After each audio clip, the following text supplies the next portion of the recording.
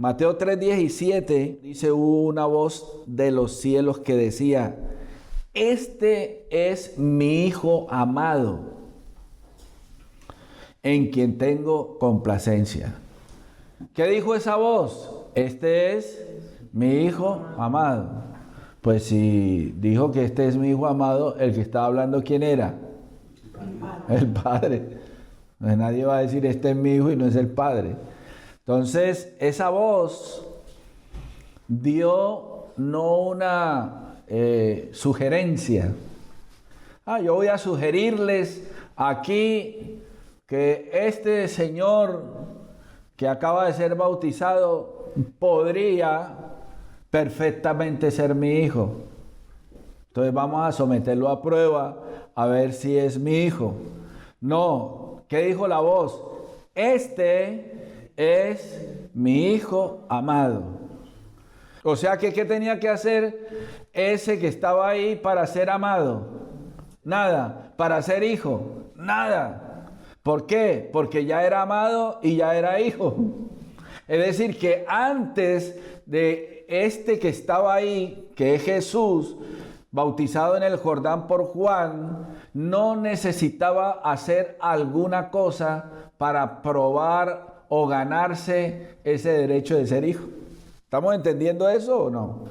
Entonces lo que esa voz, es decir, el Padre, era afirmando una verdad eterna. Este es mi Hijo amado. Punto. Antes de Jesús venir a la tierra, ¿era quién? Hijo. Siempre ha sido hijo. Y llega Jesús, que es Dios hecho carne. Esas verdades hay que saberlas definir bien en la Biblia. ¿Cuándo es que Él es hijo amado? Cuando se produce lo que está en Filipenses 2:15. Jesús, estando en forma de Dios, no estimó el ser igual a Dios como cosa que aferrarse, sino que se despojó a sí mismo. Todo esa kenosis se llama vaciamiento de Dios antes de venir a la existencia. Ahí, en ese contexto, es donde uno debe entender lo que es ser hijo amado. Así que cuando Jesús llega al Jordán a ser bautizado, él no estaba buscando la manera de llegar a ser hijo. A diferencia de nosotros, ¿qué dice Juan 1:12? Mas a todos los que le recibieron, a los que creen en su nombre, Dios les ha dado ¿qué? Potestad de ser ¿qué? Hijos de Dios. Es decir, que según Juan capítulo 1, versículo 12, todos los seres humanos somos criaturas de Dios, pero no somos hijos de Dios. Aprenda esa verdad bíblica. No porque usted haya venido a la existencia, es hijo de Dios. Usted ha venido a la existencia y usted es una criatura de Dios, pero usted no es hijo de Dios. Nosotros los seres humanos tenemos que llegar a ser hijos, porque no lo somos.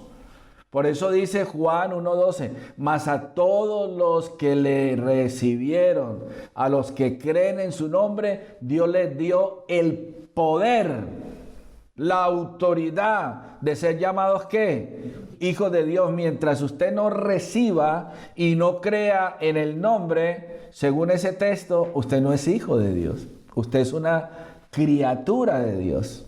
Así elemental. Entonces, volviendo otra vez aquí al texto. En Mateo 3:17 hubo una voz de los cielos que decía: este es mi Hijo amado, en quien tengo complacencia. El segundo versículo que quiero que miremos es: vino a él el tentador y le dijo. ¿Qué le dijo? Si eres hijo de Dios, di que estas piedras se conviertan en pan.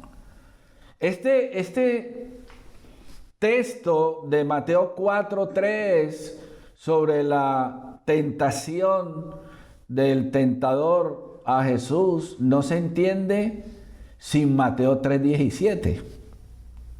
Mucha gente interpreta la tentación de Mateo 4 sin leer el ¿qué?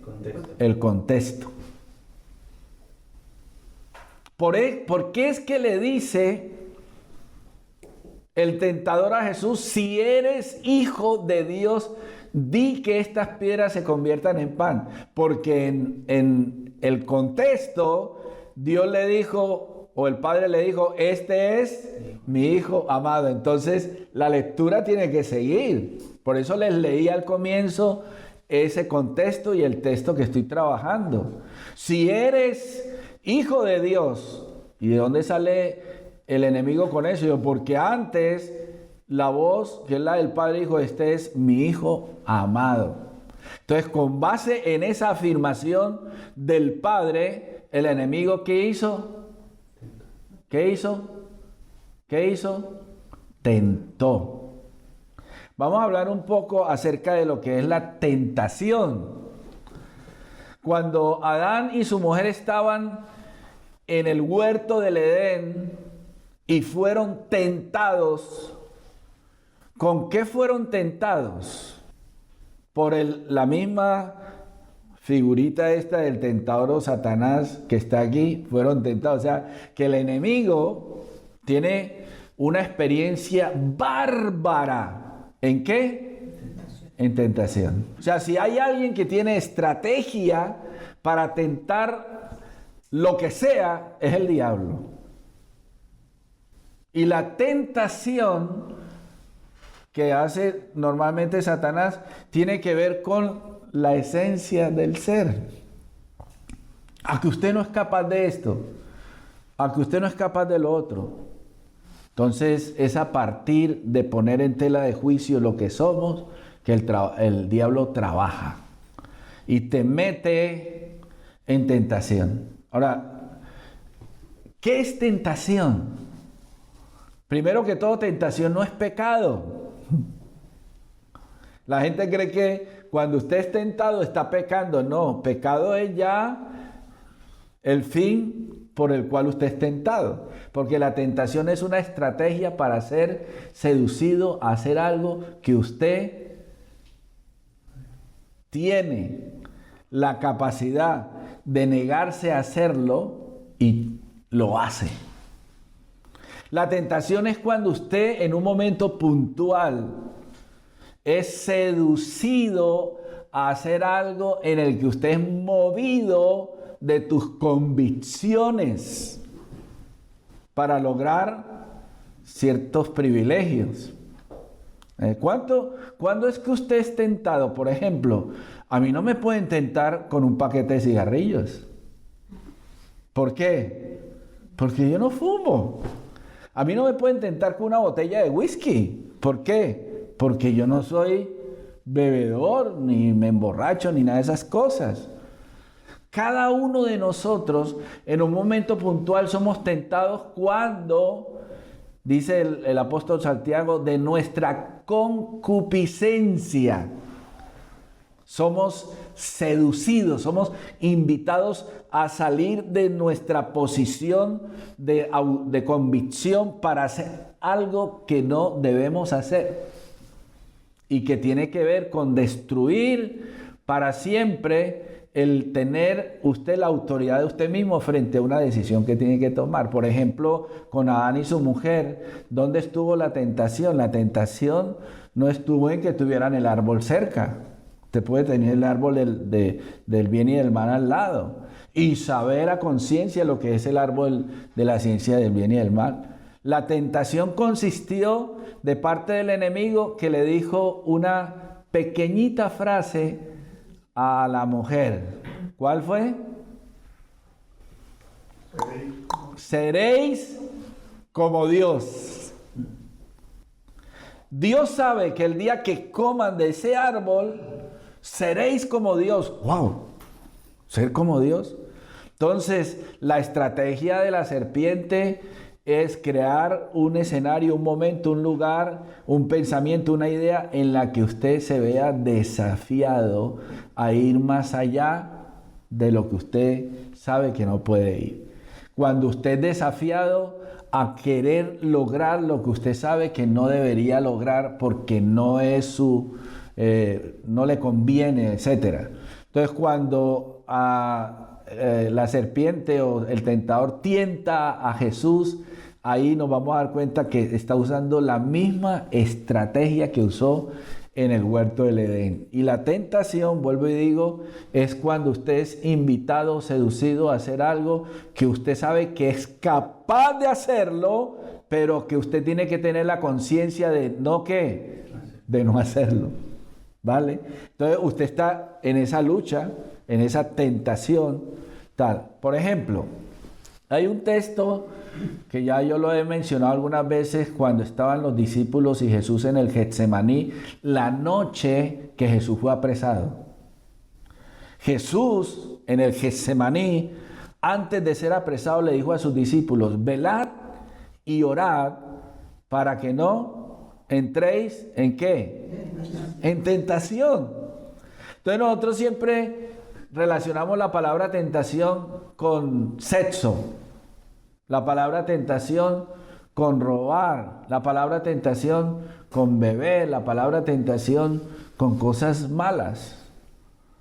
Y siempre digo, yo estuve en el huerto del Getsemaní cuando fui a Jerusalén y me senté por ahí en una silla a ver qué tentación hay en ese momento. Si es todo un poco de árboles pequeñitos y todo en tierra ahí, ¿qué tentación puede haber o pudo haber vivido en un lugar esa noche ahí en Jerusalén si ahí no había ni discotecas, ni mujeres desnudas, ni dinero? ¿Qué era lo que Jesús le estaba diciendo a sus discípulos cuando le dijo: orad y velad para que no entres en tentación? Porque yo puedo ir aquí a la playa en un verano y le digo yo como pastor: vea, no vaya a la playa que usted ahí va a caer en tentación. O si voy pasando por algún sitio donde yo sé que usted es débil con la bebida, le digo: no pase por ahí, que es una tentación para usted. Pero en el huerto del Getsemaní, una noche a las 6, 7 de la noche hasta las 10, 12 de la noche, ahí en ese lugar, ni discoteca, ni mujeres desnudas, ni dinero, ni nada. ¿Qué tentación puede haber ahí? Porque ya hemos entendido que la tentación se produce ¿dónde? Y la tentación es cuando en mi mente yo soy seducido o invitado a ser movido de mis convicciones para hacer lo que no debo hacer, lo que no tengo que hacer. Entonces, cuando Jesús fue tentado, es a partir de lo que estamos diciendo que debemos entender lo que pasó en el desierto cuando Jesús fue tentado. Entonces vino a él el tentador y le dijo: si eres hijo de Dios, di que estas piedras se conviertan en pan. Pues qué problema habría de él llegar y decir: tengo hambre, estas piedras se convierten en pan. ¿Quiénes estaban ahí? No había nadie. Porque todo lo que encierra en cuanto a nuestra esencia del ser está definido y determinado de lo que sucede dentro de nosotros. Jesús nos enseñó en muchas ocasiones que el problema no está afuera. El problema está ¿dónde? Dentro. Dentro del interior de cada uno de nosotros es donde se genera el odio, el rencor, el resentimiento, la mala decisión, la torpeza, la tontería, el cuestionamiento, la lucha, la presión dentro de uno mismo. Usted puede estar conduciendo y usted está por dentro diciendo: no, pero es que yo le dije a Julano esto y Sutano hizo esto, me las tiene que pagar. Y usted va conduciendo, pero usted está viviendo una tensión en tu mente. O usted cuando está haciendo la posibilidad de un negocio: uy, esto lo vendo en tanto, me costó 3 euros, pero yo lo vendo en 300, y ese como tiene cara de tonto, vengo y pam, pam. Todo eso se vive ¿dónde? En la mente. Y en la mente uno se imagina las cosas y en la mente uno peca sin haber hecho la cosa. Por eso Jesús dijo, el que mira a una mujer y la codicia, ya adulteró con ella, ¿en dónde? En su corazón. Porque Jesús lo que está enseñando es las convicciones que tenemos deben estar determinadas por nuestra voluntad dentro de nosotros. Hay cosas que nosotros no hacemos y sin embargo sabemos que hemos cedido.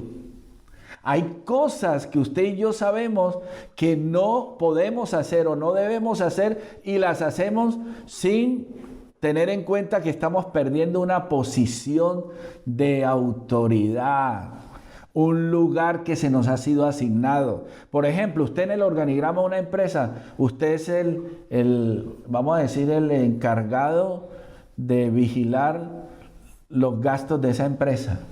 ¿Ustedes cómo le llaman a eso? ¿Un veedor o un controlador? ¿Cómo le llaman a eso? El que controla que los gastos valen. Entonces usted en un momento puntual sabe perfectamente que ese dinero que cruzó por aquí y fue por allá no debió haberse gastado, lo que sea. Y usted en medio del cruce, usted dice, bueno, pues yo aquí también pellizco porque todo eso surge en el pensamiento. En el momento que usted cede de sus convicciones y sus principios, ya de ahí en adelante usted perdió. Usted no tiene que estar haciendo la cosa para pensar que pecó o no pecó, sino el tema serio es hasta qué punto usted termina obedeciendo a las pretensiones del enemigo. Cuando el enemigo le dice a Jesús, si eres hijo de Dios, di que estas piedras se conviertan en pan. Y Jesús hubiera dicho, pues te voy a demostrar que soy hijo de Dios, que estas piedras se conviertan en pan. En ese momento ya Jesús no estaba controlando o tomando decisión de sí mismo, sino que ya era víctima del enemigo. Por eso en Génesis 3, el Señor dice al hombre y a la mujer, por cuanto obedeciste a la voz de tu mujer, maldita será la tierra por tu causa. Y por cuanto la mujer obedeció a la serpiente, darás con dolor cuando dé esa luz, y a la serpiente te arrastrarás. A cada uno le castigó por haber cedido a lo que no debía haber cedido. Entonces la tentación es una invitación a ser movido ¿de qué? De tus convicciones. Y las convicciones determinan al ser. Yo soy lo que soy en virtud de lo que creo. Nosotros no podemos estar viviendo una vida de inestabilidad interna frente a cualquier situación. Hoy soy de una manera, mañana soy de otra. Hoy pienso una cosa, mañana pienso otra. Ese tipo de personas son semejantes a la onda del mar. Un día están arriba, otro día están abajo. Vidas inestables no van a ninguna parte. Lo que Dios afirmó para con Jesús fue, este es mi Hijo amado. Punto. El Padre fue vertical en su afirmación. Ahora el Hijo tenía que dar muestra de que eso era así, y ahí vamos a ir mirando. Versículo 6 del capítulo 4 otra vez. Si eres hijo de Dios, échate abajo, porque escrito está, etcétera, etcétera. Solamente quiero hacerles ver en estos 3 versículos, me retrocedo otra vez, sobre lo que es la afirmación de ser hijo. Que entre otras cosas, ser hijo es ser Dios. Cuando Satanás está diciéndole a Jesús, si eres hijo de Dios, di que estas piedras se conviertan en pan, lo que estaba poniendo en tela de juicio era su ¿qué? Su deidad, su naturaleza, la esencia del ser. No estaba poniendo en tela de juicio la apariencia física, sino lo que realmente Jesús era a qué había venido. Si Jesús hubiera cedido a la pretensión del diablo, hubiera dañado todo el plan y el propósito de Dios. Entonces, bueno, otra vez, aquí la parte medular es la esencia del ser. Si eres, haz esto, lo otro. Bien, entonces Dios dijo, este es mi hijo amado. El tentador dijo, si eres hijo de Dios. Bien, entonces estas dos declaraciones las tenemos aquí sobre la mesa. Si el Padre ha dicho, este es mi hijo amado, y el tentador dice, vamos a ver si es verdad. El Padre ha dicho, este es mi hijo amado, a mí que me lo pruebe. Este es mi hijo amado, eso hay que verlo. Este es mi hijo amado, esto me lo tienen que probar. Este es mi hijo amado, vamos a ver si es cierto. Entonces, esa manera como se pone en tela de juicio la esencia o la naturaleza real de Jesús es lo delicado del tema que hoy vamos a trabajar. ¿Por qué? Porque todo lo que se está dando, acuérdense, en las redes sociales y que estoy trabajando y que en algún momento ustedes se van a topar fuertemente con esto, es acerca de si Jesús es Dios o no es Dios y si la Biblia realmente da prueba de eso o no da prueba de eso. Soy de los que dice, de los que enseñan y no me muevo de lo que estoy afirmando, que todo el Nuevo Testamento, pero por ahora voy a decir los evangelios, dan testimonio o los evangelios se han escrito para demostrar que Jesús es ¿qué? Dios. Vuelvo y digo, si usted en sus convicciones, en las verdades que usted debe tener claras en tu mente, no tiene el suficiente argumento bíblico para defender esta verdad, su fe tambalea. Usted va a llegar a un momento donde incluso a la misma Biblia usted va a poner en tela de juicio si es la palabra o no es la palabra de Dios. Si realmente Jesús existió o no existió. Y en ese orden es lo que, vuelvo y digo, se está hablando ahí. Mira lo que dice aquí. El enemigo siempre ha cuestionado la naturaleza divina del Hijo. Aquí entre paréntesis voy a decir que una de las cosas que le incomoda al diablo es que el Padre haya dicho que este es mi Hijo amado y en este tengo complacencia. Como para decir algo que no tengo todavía muy claro, pero lo voy a decir.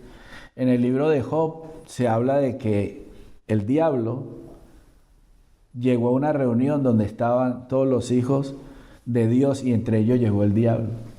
Si algo le incomoda al enemigo es que alguien sea llamado hijo de Dios. Y todo lo que suene a hijo de Dios, el diablo lo va a atacar hasta sacarlo de ese lugar de privilegio o esa posición de autoridad. Acuérdese, usted viene a oír aquí el evangelio, usted viene a oír el sermón, usted viene a una reunión de esta, bueno, a ver qué recibo yo, qué me pasa, lo que sea. Eso para el enemigo no es una cuestión a preocuparse. La preocupación es cuando usted empieza a tener convicción, cuando empieza a asumir posiciones en Dios. Y la primera posición que usted empieza a tomar conciencia es: soy hijo de Dios. Ese privilegio de ser hijo de Dios, que ahora no vamos a ahondar en eso, nos da a nosotros autoridad. Mire, yo le voy a contar un pequeño testimonio. Yo fui en cierta ocasión a una casa allá en Colombia a orar por una muchacha que estaba endemoniada, poseída por un demonio.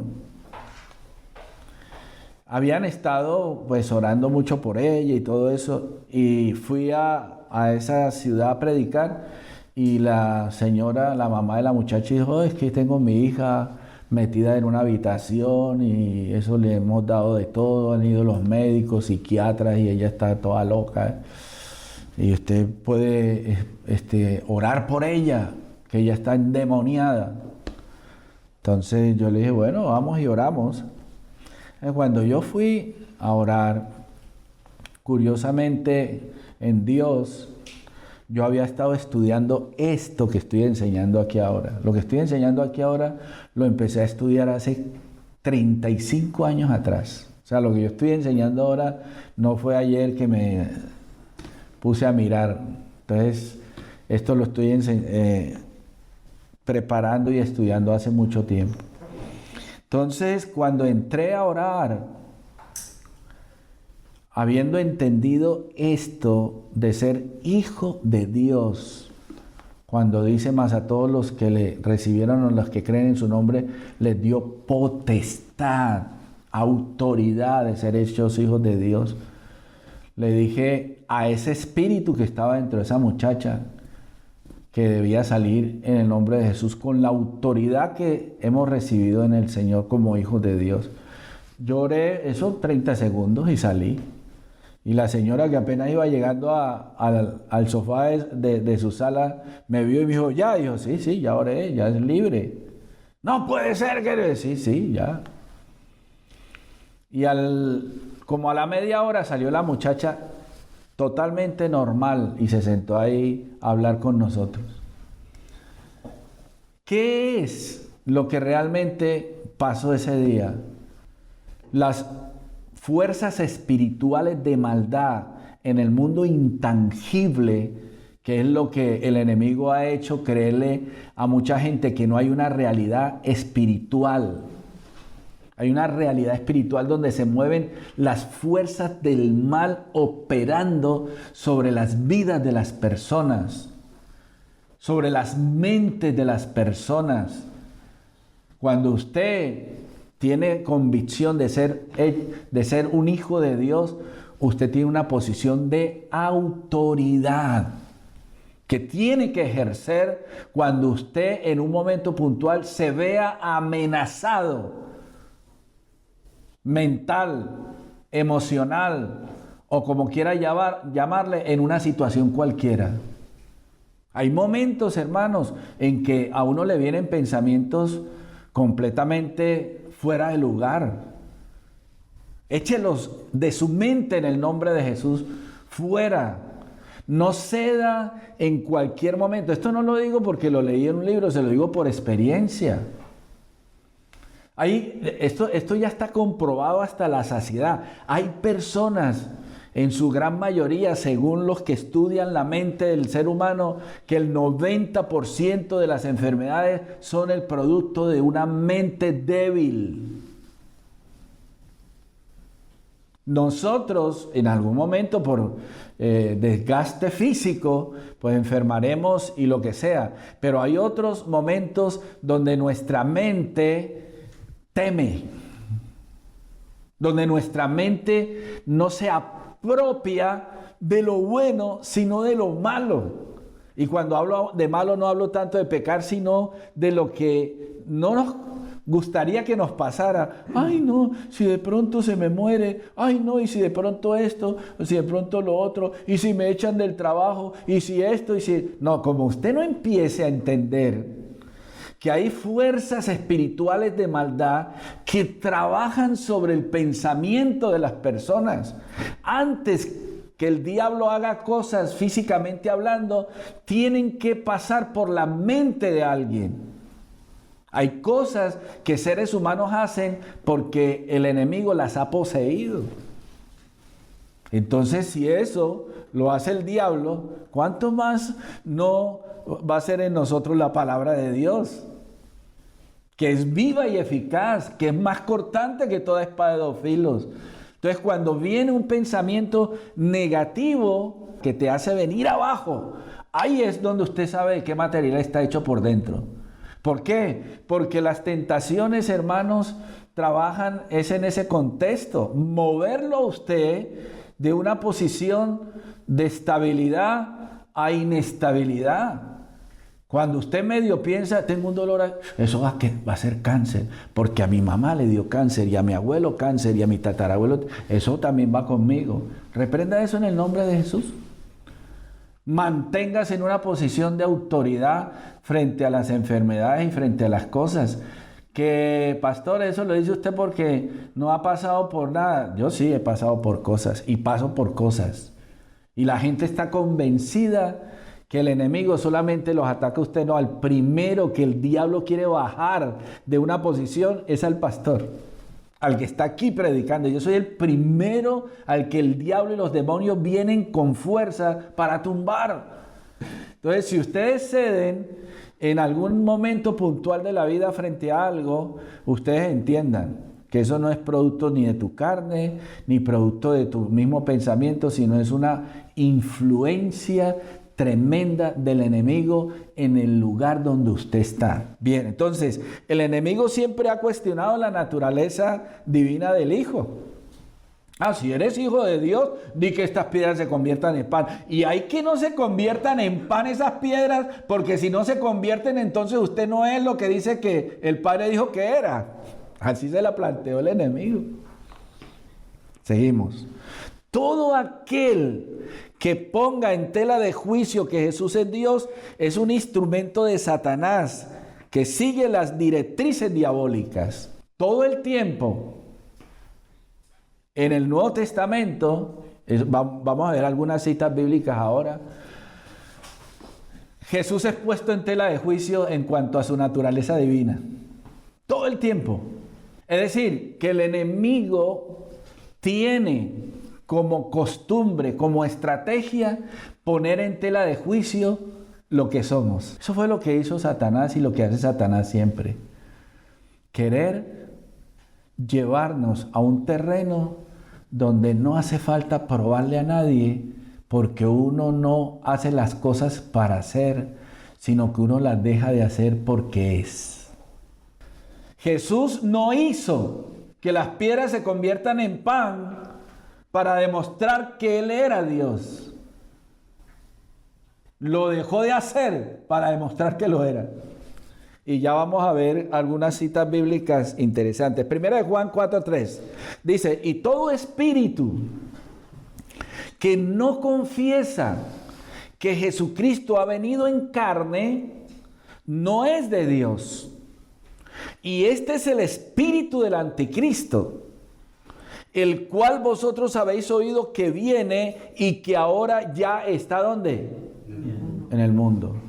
Acuérdense, el espíritu del anticristo no está solo en el concepto de seres espirituales que se mueven en esas esferas espirituales, sino que el espíritu del anticristo tiene que ver con ¿qué? Con estructuras de pensamiento. Hermanos, allá afuera hay gente que desarrolla su capacidad de ideas, sabiduría humana se llama eso, que lo superan a uno. Ideas, el mundo de las ideas, de los argumentos, controlan el mundo. Entonces, cuando nosotros sabemos que en el mundo de las ideas es donde podemos ser vencidos, aquí el enemigo, cuando dice el espíritu del anticristo, es que allá afuera hay argumentos muy serios y muy convincentes que nos llevan a nosotros a creer, primero, que Dios no es real. El ateísmo es un espíritu. El tener todo contra la fe es un espíritu, una estructura de pensamiento. Hay ideas y hay pensamientos que se nos meten en la cabeza que nosotros tenemos que saber que es el enemigo que nos está moviendo de nuestra posición de autoridad. Que usted tiene un lugar, un reconocimiento de parte del Señor, y el diablo lo que quiere es que usted no valore eso. No, usted... un hermanito ahí que va, que lee la Biblia, pero no es más, no, usted es un instrumento peligroso contra el enemigo. Cuando usted toma conciencia de que eres ¿qué? Hijo de Dios. Seguimos. Primera de Juan 2:22. ¿Quién es el mentiroso sino el que niega que Jesús es el Cristo? Este es el anticristo, el que niega al Padre y al Hijo. O sea, el que niega el misterio del Padre y del Hijo es el que va en la misma dirección del enemigo, que niega que Jesús es Dios. Los evangelios fueron escritos para que creamos que Jesús es Dios hecho carne. Hermanos, yo sé que puedo estar lloviendo sobre mojado aquí. Pastor, eso ya lo hemos estudiado, lo hemos leído, lo hemos dicho, lo hemos hablado. Nuestra fe se fundamenta en una verdad eterna. Dios se hizo carne. Eso no lo creen los musulmanes. Eso sería una aberración. Eso no lo creen los judaizantes. Sería una, ¿cómo le llaman a eso? Herejía. Es una herejía. Si usted quiere saber lo serio de esto de negar que Jesús es Dios, lean en internet la doctrina de Arrio. Cuando usted tenga tiempo, escriba Arrio, A-R-R-I-O. Arrio. Para que vea que eso que Arrio dijo en el primer siglo, se pasó al segundo, al tercero, al cuarto, hasta el día de hoy, y tenemos a los famosos ¿qué? Testigos contra Jehová. Esos testigos contra Jehová que predican por las casas y están por todos lados, ¿qué es lo que ellos promulgan o promueven? Que Jesús no es Dios, que Jesús es una criatura de Dios. Y eso de que Jesús es Dios hecho carne, no, jamás. Los evangelios fueron escritos para que creamos que Jesús es Dios hecho carne. Marcos 1:1. ¿Qué dice? Marcos 1:1, léalo en voz alta. Principio del evangelio de Jesucristo, Hijo de Dios. ¿Cómo empieza Marcos su evangelio? Con su tesis, con su título. Su título del evangelio de Marcos no se llama evangelio de Marcos, eso lo describió las sociedades bíblicas. Realmente el libro que escribió Marcos se llama Principio del evangelio de Jesucristo, Hijo de Dios. O sea, Marcos lo que estaba diciendo, lo que voy a escribir, estos 16 capítulos, que en esa época no eran capítulos ni versículos, sino que era todo un escrito, voy a mostrarles y demostrarles que Jesucristo es Hijo de Dios, o sea que es Dios. Marcos 1:1. Juan 1:18, leámoslo en voz alta. A Dios nadie le vio jamás. El unigénito Hijo que está en el seno del Padre, Él le ha dado a conocer. Póngase a graficar esto en su mente. Grafíquelo, ¿cómo podría ser eso? A Dios nadie le vio jamás. ¿Por qué? Porque es espíritu. Pero el unigénito, es decir, el único que es conforme a la genética de Dios, al unigénito. A Dios nadie le vio jamás, pero el unigénito, Hijo, que está en el seno del Padre. ¿Cómo es eso del seno del Padre? ¿Seno del Padre? ¿Cómo? Lo que está diciendo es una manera muy gráfica de decir que está en el puro centro de la esencia del ser de Dios, que es espíritu. Y al Hijo, que está en el seno del Padre, Él le ha dado a conocer. Oye, ¿quién puede estar en el seno o en el puro centro de la esencia de un ser como no sea el mismo ser como el que se está mencionando? Nadie puede estar en el puro centro de la esencia de Dios si no es Dios. Los demonios confesaron que Jesús es Dios.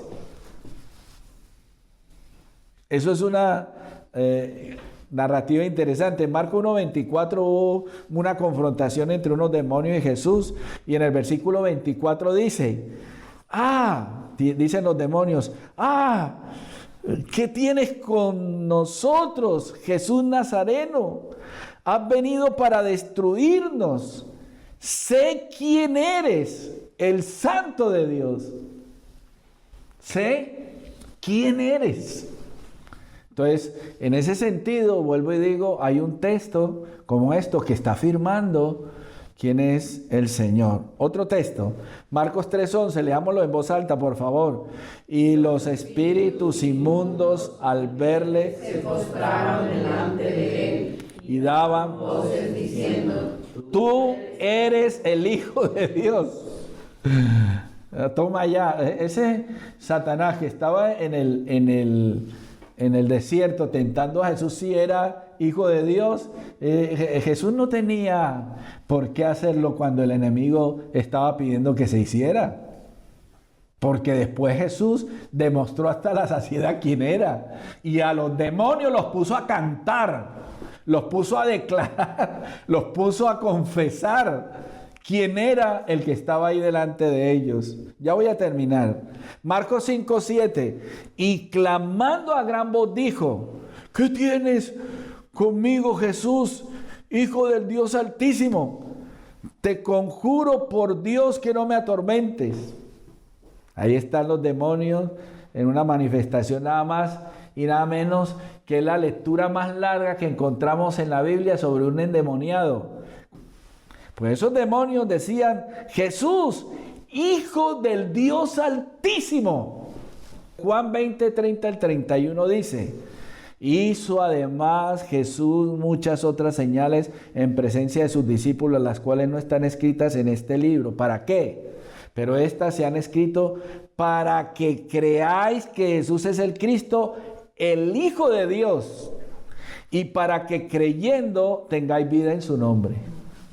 Hermanos, los evangelios fueron escritos para probar y comprobar y recontrafirmar que Jesús es Dios hecho carne y que estuvo con nosotros, dicen los discípulos, y habitó entre nosotros y vimos su gloria, gloria del unigénito del Padre. Vamos a dejarlo ahí.